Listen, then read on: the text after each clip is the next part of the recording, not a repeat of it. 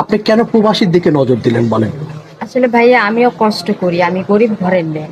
হয়তো আপনি মানে ক্যামেরার সামনে যারা আমাকে দেখবে হয়তো ভাববে এত দামি শাড়ি, এত সুন্দর।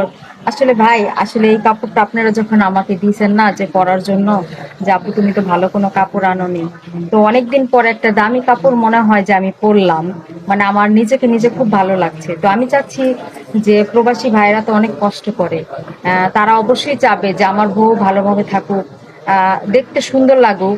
সেটা আমার প্রবাসী স্বামীকে বলা লাগবে না, সে আচ্ছা নিজে আপু, থেকেই দেখবে। বুঝতে পেরেছি। না, গ্রামে এত সুন্দর সুন্দর ছেলে বাদে কেন আপনি প্রবাসীর দিকে একটু ঝুঁকলেন?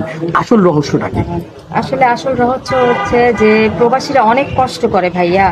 তো আমি চাচ্ছি যে আমার আমার ভালোবাসা দিয়ে আমার মাথার তাজ বানিয়ে রাখবো তাকে। আপনি বলতে চাচ্ছেন প্রবাসীরা দেখে সবাই টাকার মেশিন বলে, হ্যাঁ, আর প্রবাসীদেরকে সবাই মানে অবহেলা করে, লাঞ্ছিত করে।